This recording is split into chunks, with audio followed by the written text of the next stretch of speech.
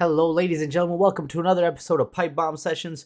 We are back, and we are on the road to Wrestlemania, baby. That's right, Wrestlemania in Vegas. We are officially on the road. The road has begun, and the Rumble is behind us. We got both Rumble winners, which, I mean, honestly, I don't want to say that we told you so, but I told you so.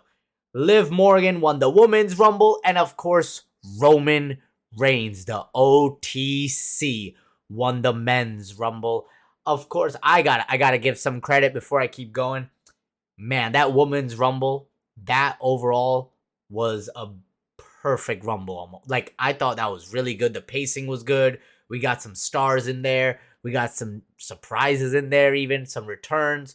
I didn't hate the Women's Rumble. The men's side, well, I have a lot of opinions. I'm just shocked that some of those guys that were in there, you're telling me none of those guys could be taken out for like a Finn Balor to get in? I don't know, man. That's just me. I thought the pacing was really off, even with the men's side of the Rumble. A lot of weird things going on over there, right? But hey, despite all that, we got Roman Reigns as the winner. We got Liv Morgan as the winner. We also had another person win, and that man was Gunther. Let's touch on that real quick. Gunther has officially retired AJ Styles and put him on his list. Now the question is, now that he's going with this other moniker of the career killer, question is, who's he going to retire next? I fully expect him to be in this exact type of matchup once again, trying to retire someone. And honestly, I've been thinking about it a little bit. We saw Styles get upset when Gunther was talking his shit about John Cena. Styles stepped up.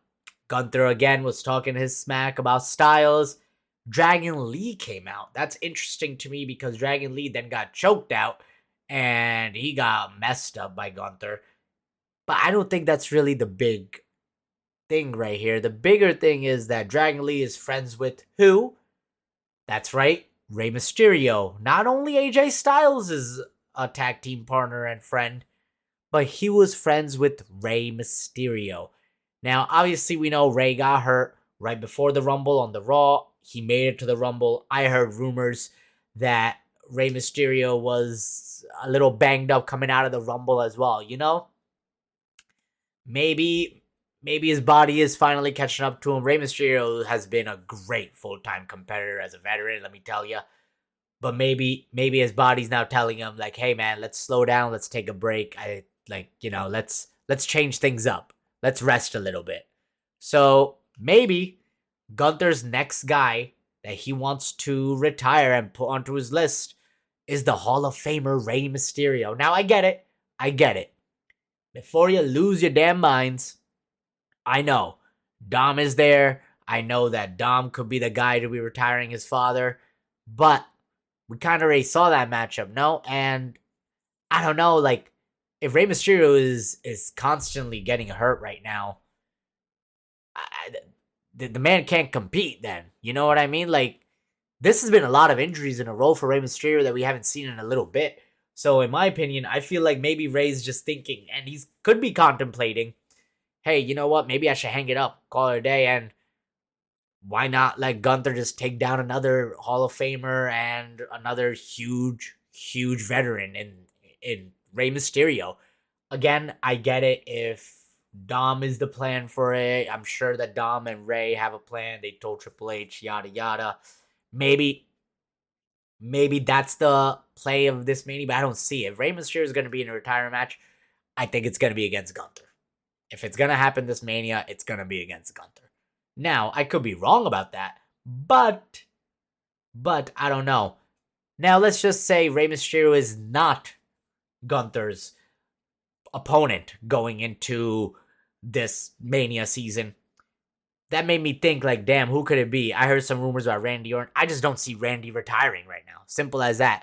Would it be a cool story? Yeah, Legend Killer versus Career Killer. And maybe the Legend Killer can get one up on Gunther. But again, I don't know if that's necessary.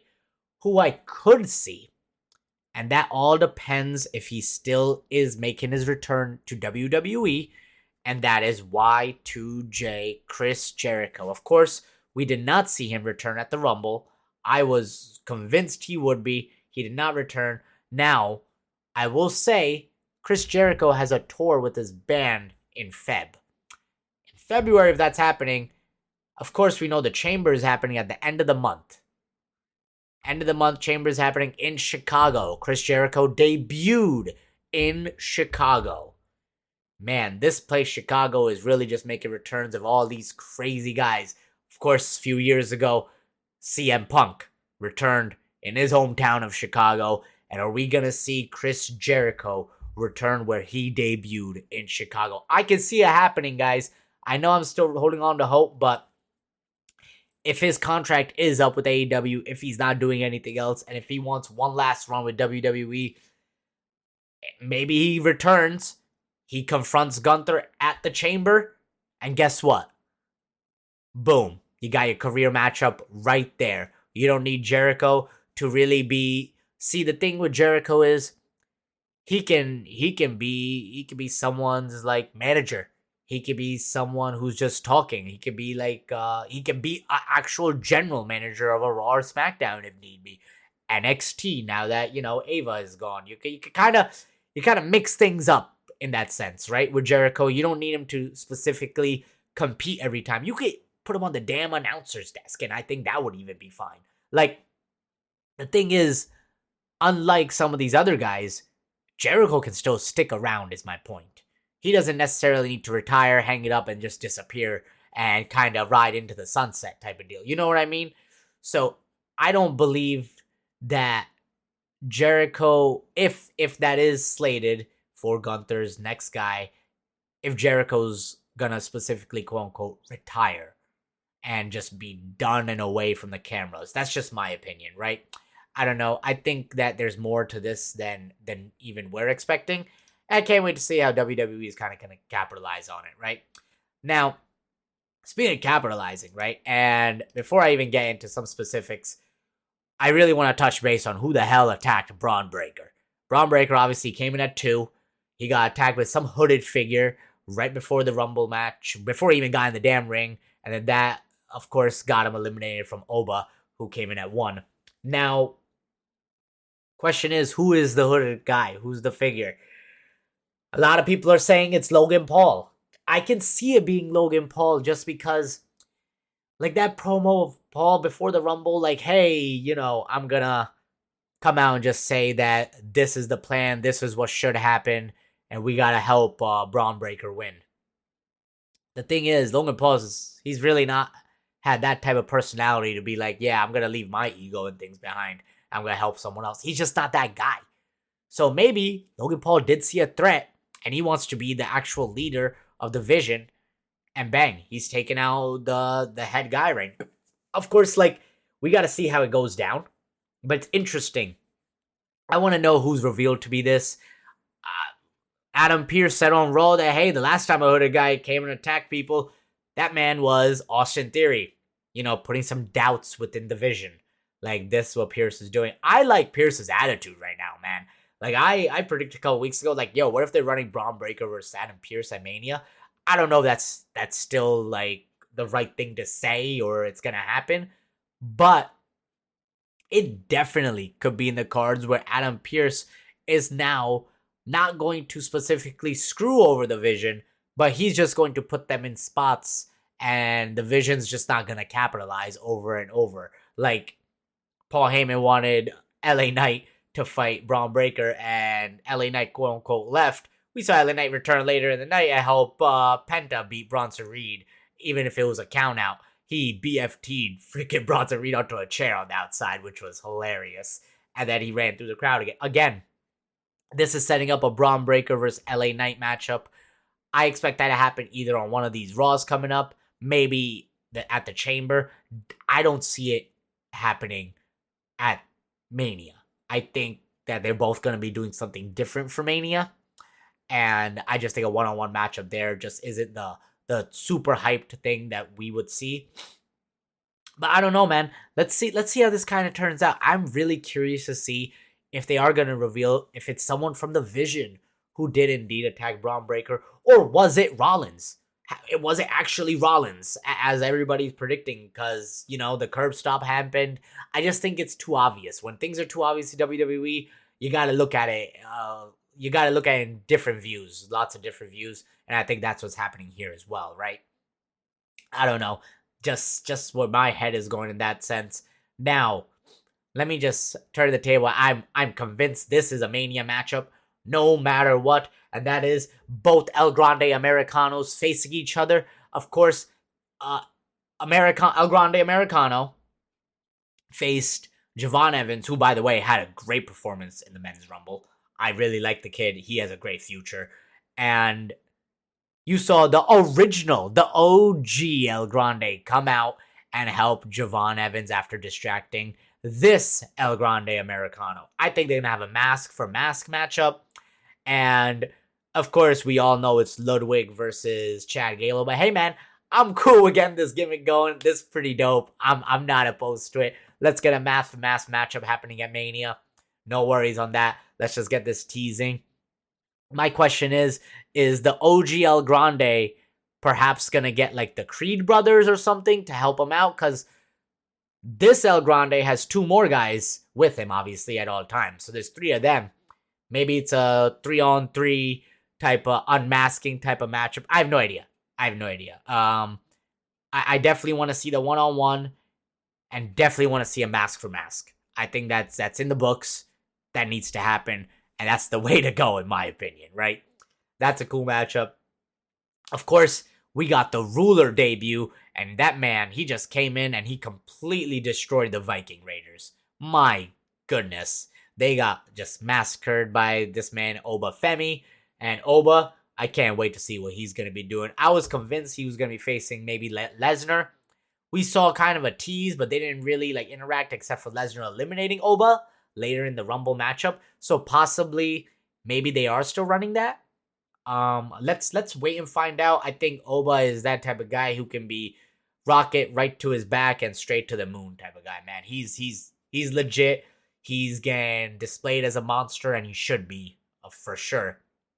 Let's do it. Let's see how it goes. Now, let me welcome back. Let me say this. Welcome back, Brie Bella. The Bella twins have officially reunited in WWE. Brie Bella is going to be competing, and the Bella twins officially say that they have their eyes on the women's tag titles. That right there puts them into a very interesting situation. I think WWE is going to capitalize on this. You got the Bella twins, you got Charlotte and Alexa, you got Lash and Nia Jax, you got the Kabuki Warriors, of course you got Rio and the title holders themselves, you got the current number one contenders in Julia and Kiani James. That's 6 teams I just named off right there. You could literally have all of them just compete in some type of crazy big matchup for those women's tag titles, and I fully expect the Bella twins to have one small run with the tag titles themselves, and I actually think this is WWE who's going to treat and really put Brie Bella on a pedestal right now, because never know, man. We know who she's married to. Never know, that man wants to, in the future, maybe make one last run and possibly, and I said this, you never know, not right now, eventually, maybe Bryan Danielson wants to return to WWE at some point, and Gunther wants to add him into the list of legends he's retired. I don't know, man. If that gimmick's still going to be going on that deeply in, we're going to have that happen. That would be a crazy name to add to Gunther's list. That's not a now thing. That's a much future thing. I don't even know when his contract at AEW is really up.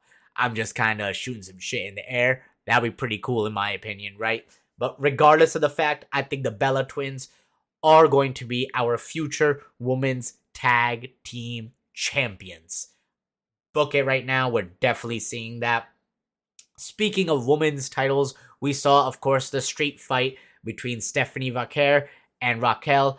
I was convinced, especially after Liv not only eliminating Raquel from the Rumble, but going on winning, and of course we knew this championship matchup was happening. I mean, I really thought it was just written right there. Raquel wins the title from Stephanie, followed by Liv and Raquel going into this little feud, and they face each other at Mania. We didn't see that happen. We saw Stephanie retain. Liv then attacked Stephanie after, holding up the title. I think Liv made her choice. And yeah, hey, I'm going after your title. And I think that's going to be a play because she attempted to help Raquel. It backfired. It did not work. Raquel was late on trying to use that title. Stephanie ended up retaining her championship. I think Raquel's going to be pissed in the upcoming weeks about, hey, Liv, I was handling things. Why did you get involved? Why did you get involved? And suspicions and doubts are going to come into her head. I think Raquel's story is not over right now with Liv. She may get added into this matchup. That might be the play here. If her and Roxanne, because I think I can see Liv trying to tell her and Roxanne to go after the tag titles. You know, Judgment Day's on top. They got all the gold again. But again, Raquel was just competing for the Women's World Championship. I'm sure she's going to be like, yo, why are you trying to delegate me to something else? You can't tell me what to do. I can just see this kind of playing and just breaking apart within the Judgment Day. Of course, we saw, finally the return of our IC champion and Dirty Dom. My goodness, I hope he's going to be doing something. We need to get the damn title off of him. I'm sorry. I know you've been hurt or you've been just gone, but man, that IC title has just not really been relevant for quite some time now. We need to get some star power holding that thing again. I get Dom gets like all the boos and all this stuff, but man, he's not even like competing with the title. And on top of that, he's in AAA all the time. Like, what are we doing here? Can we get the titles on TV? Please, don't do this. You're gonna lose the prestige and the relevancy of titles, and that's how WWE gets into this very bad situation where it's like, oh, hey, do we really even care about this title? We do. Let's get it going. Let's get Dom back on TV and get him kickstarted into some type of situation. Of course, we saw the Killer Balor promo happen on Raw where he's demanding respect and he said he's just going to take it, right? So there's that type of situation. He's going to do some bad things and he's going after Punk's title. Speaking of CM Punk is going to be main eventing another WrestleMania because the OTC Roman Reigns came out at the end of Raw and officially chose Punk as the opponent. Man, if you guys did not see that segment and missed it, go back and watch it because they both did excellent. This is why I really like CM Punk. No matter who it is, he always brings out the best promo-wise in others. And Roman Reigns, of course, can cut a promo, especially as the tribal chief. But man, he went to the next level. Like, Roman Reigns looked like he was getting a little bit insecure. A little bit of that armor cracking and breaking. It's like, oh, shoot. Punk really bringing up all this stuff? Let me bring all this back into him. I like it. I think, personally, that's the way to go, man. And I love that Roman said, hey, I'm not picking you for any other reason but the simple fact that I don't like you, I hate you. This is also turning into another story that CM Punk, all these Shield guys, man, they just don't like him. Even though Punk keeps saying he's the reason they got brought in. Of course, they did debut based off of Punk all those years ago. And I thought this is just the home run that WWE did. This is the main event. This is the matchup to go with. I expect the OTC Roman Reigns to definitely become champion again. But the question now is, now they had this killer promo, had this amazing setup. Why do I feel like Roman Reigns is going to disappear for a little bit? Why do I feel like now Balor is going to come in and try to just hold this little Balor versus Punk title picture situation for about the next month until the Chamber's over? When the Chamber's over, we'll be back in Mania mode between Roman Reigns and Punk. I really hope I'm wrong and that is not the case because, come on, what are we doing? Let's see how things turn out. I'm not going to be a negative Nancy and we'll see, right? But this promo definitely saved that Raw. Because other than that, the Raw was okay at best is what I could say. But Man, like I said, that promo was great. I think it's really good. I do hope, even though Balor is going to be just coming in and pretty much holding the fort down for his title matchup and whatever he got going on with Punk for the next month or so, because I expect them to face each other in Chicago at the Elimination Chamber. I think it makes perfect sense. I think that's the play to do here. I don't know what other route they're gonna take. And Balor's cutting these promos. He's gonna become the next big thing. He's changing himself up. He's no longer gonna take a back seat. He's gonna take it. You know, he can be respectful at the good guy, and sometimes good people in his words have to do bad things in order to get what they want. Punk even called that out in between him and Roman's promo, which really leads me to believe that, okay, they're having Balor be the filler. I don't like that personally, but hey, Balor's gonna be the filler, and then maybe Balor and Dom can finally kickstart their feud going into Mania. Maybe Finn Balor does almost win the title, and Dom's costs him. Just like what we're seeing with the Liv and Raquel situation, we see with the Dom and Balor situation. That's how you kickstart that as well. So hey, you never know. Maybe that's how we put in the pieces together in all these stories. I like it. I will say, man, did Roman Reigns and CM Punk really bury Drew McIntyre and that WWE title. My goodness. I hope McIntyre, Cody, and Fatu, which I assume is going to be the matchup for Mania on SmackDown side, I hope they got some kind of comeback to say and some kind of big promo to hit, because goddamn, what the hell has that happened? Anyways, ladies and gentlemen, thank you so much for listening as usual. Let me know who you guys think is going to be the victor. What else do you guys think is going to be added to the Mania card? As always, don't forget to like and subscribe, guys, and I'll see you guys next week.